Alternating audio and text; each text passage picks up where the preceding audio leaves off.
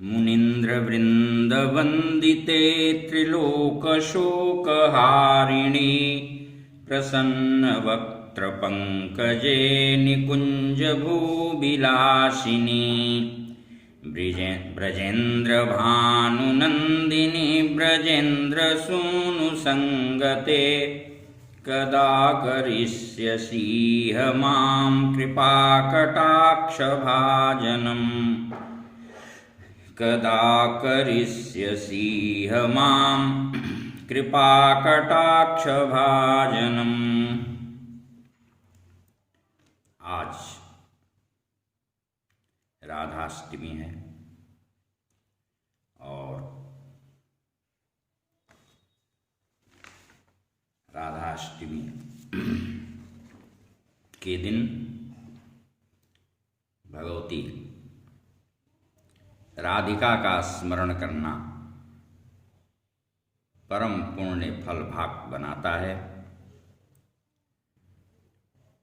अनेक सिद्ध संतों ने, महाकवियों ने भगवती राधा के ऊपर बृहत्काय महाकाव्य, खंड काव्य इत्यादि लिखे हैं। राधा जी उपासित होने पर कृष्ण भगवान की कृपा प्राप्त कराती हैं। भगवती राधा सभी ऐश्वर्य और सुखराश को साधक को प्रदान करती हैं। लीला पुरुषोत्तम के प्रेम का कृष्ण के केली कदम्बों का कानन है वृंदावन। कोमल कमनीय कुसुमों की कुंजस्थली, कलकंठ बिहग काकली कलरव से कूजित, कालिंदी के कलकल कल्लोल से प्रक्षालित है वृंदावन। रग रग में, अणु अणु में और यहाँ के रज रज में प्रेमा भक्ति समाई हुई है। यह प्रेमा भक्ति के शिखर पुरुष सूरदास की, मीरा की सगुण तपस्थली है। यहीं सूरदास मधुर भगवत रस से रसमय होकर ललित लीला कलित कृतकाम होते हैं। व्रज की गलियों में आज भी भगवती राधा के प्रेम का माधुर्य आस्वाद्य है। बरसाना राधा के पिता वृषभानु जी की राजधानी रही है। इनकी माता का नाम कलावती था। वह पितरों के मन से उत्पन्न सिद्ध योगिनी थी। राधा जी का आविर्भाव उनके ननिहाल रावल में हुआ था, जो मथुरा से यमुना पार 4 मील की दूरी पर स्थित है।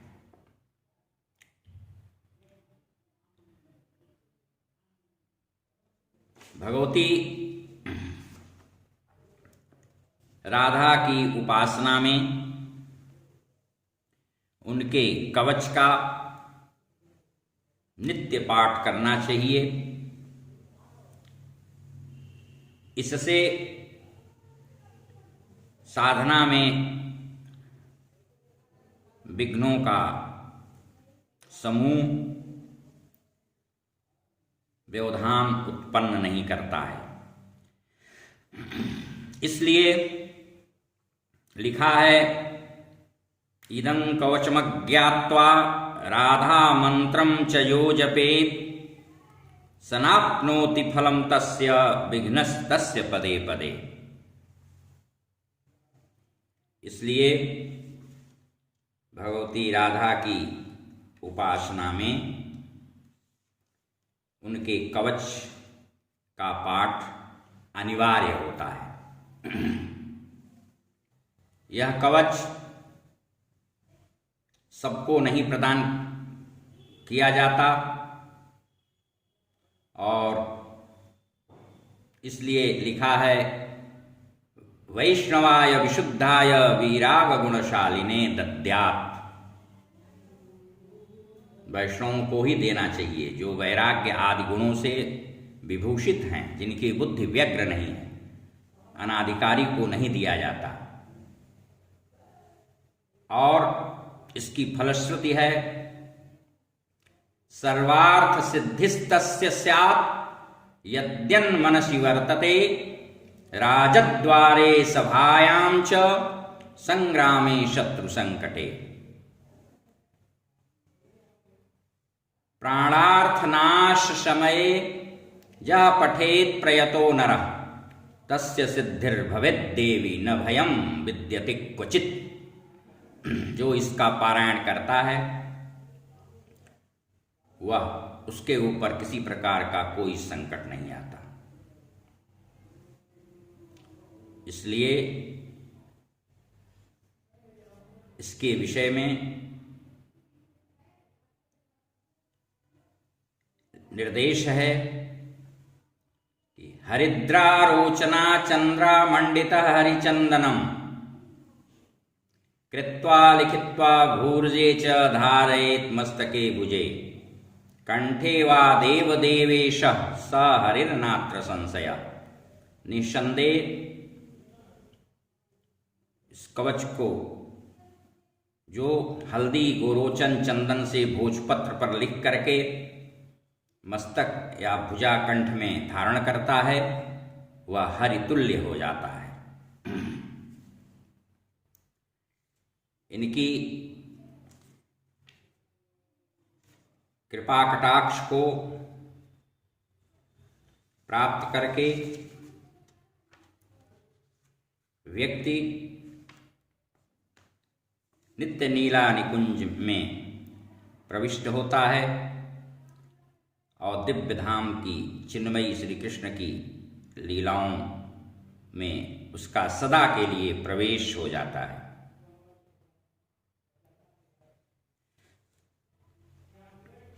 आगे राधा कृपा कटाक्ष स्तोत्र में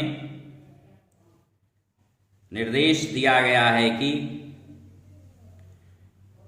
राकायां च सिताष्टम्यां दशम्यां च विशुद्धया एकादश्यां त्रयोदश्यां यः पठेत् साधकः सुधी यं यं कामयते कामं तं तं प्राप्नोति साधकः राधा कृपा कटाक्षेण भक्ति स्यात् प्रेम लक्षणा। राधा की कृपा कटाक्ष जो साधक प्राप्त कर लेता है, जो जो चिंतन करता है सभी दुर्लभ वस्तुएं उसे अप्राप्य नहीं रहती हैं, अर्थात प्राप्त हो जाती हैं और निश्चित रूप से वह प्रेम लक्षणा भक्ति से भूषित हो जाता है। उरुमात्रे नाभिमात्रे हृन्मात्रे कंठमात्रके राधा कुंड जले स्थित्वा जह पठेत् साधकः शतम् तस्य सर्वार्थ सिद्धि स्यात् वांछितार्थ फलं लभेत्। ऐश्वर्य च लभेत् साक्षात् दृशा पश्यति राधिकां तेन सा तत्क्षणाद्देव तुष्टा दत्ते महावरम्। येन पश्यति नेत्राभ्यां तत्प्रियं श्याम सुंदरं नित्यलीला प्रवेशं च ददाति श्रीव्रजाधिपः अतः परतरं प्राप्यं वैष्णवानां न विद्यते। इससे राधा कृपा कटाक्ष स्तोत्र के पारायण से श्री राधा कृष्ण का साक्षात्कार होता है और जो राधा कुंड के जल में जंघा या नाभि पर्यंत या छाती या कंठ तक जल में खड़ा होकर के इस स्तोत्र का 100 पाठ करता है, 100 पाठ करता है, तो उसको मनोवांछित पदार्थ प्राप्त होते हैं, ऐश्वर्य की प्राप्ति होती है। और निष्काम प्रेम भाव से जो इसका पारायण करता है उसे साक्षात श्री राधा जी का दर्शन प्राप्त होता है। राधा जी प्रकट होकर के मुदित मन से महान वर देती हैं उसे, और अपने चरणों का महावर भक्त के मस्तक पर लगा देती हैं। तत्काल श्याम सुंदर भी प्रकट होकर उसे दिव्य दर्शन से अभिभूत कर देते हैं, आह्लादित कर देते हैं। और वह पाठक जापक ब्रजराज नंदनंदन की नित्य लीलाओं में प्रवेश का पात्र हो जाता है। तमाम ऐसे भी साधक हुए हैं जो इसका 100 पाठ करके एक ही दिन में दर्शन प्राप्त किए हैं। किसी किसी को 2-3 महीने में होता है। इसी प्रकार से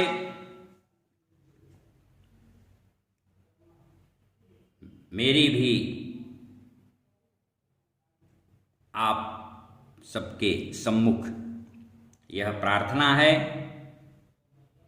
कि मेरी भव बाधा हरो राधा नागरी सोय, जा तन की छाई परें श्याम हरित दुति होय। उसी आभा से, उसी दृश्य से राधा अपने सभी साधकों को आह्लादित करें, आनंदित करें। सम्मोहन तंत्रांतर्गत श्री गोपाल सहस्त्र नामावली में भगवान शंकर पार्वती से कहते हैं कि हे शिवे, गौर तेजो विनायस्तु श्याम तेजः समर्चयेत्, जपेद्वा ध्यायते वापि स भवेत् पातकी शिवे। श्री कृष्ण की उपासना के क्रम में भगवान शिव शिवा से कथन कर रहे हैं कि श्री कृष्ण की उपासना के पूर्व गौर तेज युक्ता भगवती राधा की आराधना करके ही मनुष्य को श्री कृष्ण की उपासना में प्रवृत्त होना चाहिए। तभी उपासक इसका अधिकारी सुपात्र होता है। बिना इसके पातकी होता है और प्रायश्चित्त का भागी होता है। श्री जी कृष्ण की शक्ति हैं, साधना शक्ति रहित नहीं अपितु शक्त सहित होनी चाहिए। वृंदावन की अधिष्ठात्री देवी राधिका जी ही हैं। राधा जी की साधना का आशय है प्रेम और माधुर्य का उल्लास। श्री कृष्ण रसराज हैं, रसो वै सह हैं, और राधा महाभाव हैं। प्रेम की पराकाष्ठा अर्थात माधुर्य भाव का चरमोत्कर्ष ही महाभाव है, वही राधा रूप है। इसके 8 सोपान स्तर हैं: प्रेम, स्नेह, मान, प्रणय, राग, अनुराग, भाव और महाभाव। पर सुख साधन की वृत्ति ही प्रेम है। प्रेम त्यागमय होता है। शिखरायित अनुराग ही भाव है। भाव इसकी उच्चतम अवस्था और स्थिति है। महाभाव परम पवित्र निष्कलुष होता है। मोदन और मादन इसके 2 सर्वोच्च स्तर हैं। इनमें मादन परम दुर्लभ है। यह केवल राधा जी में ही विद्यमान है, इसलिए राधा जी प्रधान है। राधा मादनाख्य भावस्वरूपा हैं। राधा कृपा कटाक्ष का नित्य पाठ करने से निश्चित रूप से राधा माधव की शीघ्र अतुल कृपा माधुरी बरसने लगती है। भगवती राधा जी का अष्टाक्षर मंत्र प्रभूत प्रभावकारी है। अग्नि तत्व प्रधान राशि वालों के लिए बहुपयोगी और लाभदायक है। श्री कृष्ण की लीला निकुंज तक पहुंचने का इससे सुगम पथ प्रशस्त हो जाता है। इससे मार्ग सुगम भी हो जाता है और प्रशस्त भी हो जाता है। इनके आराधन के पूर्व भगवती राधिका जी के गायत्री का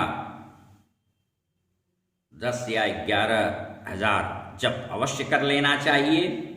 उनकी गायत्री है ओम वृषभानुजायै विद्महे कृष्णप्रियायै धीमहि तन्नो राधिका प्रचोदयात्।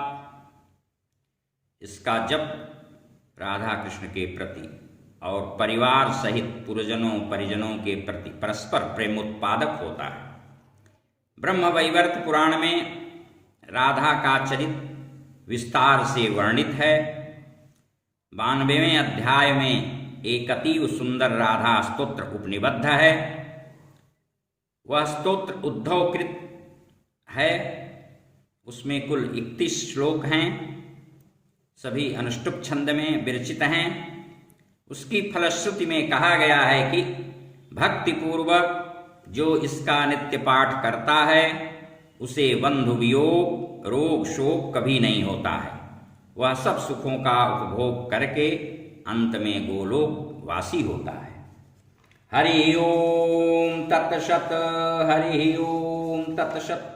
हरि ओम तत्सत।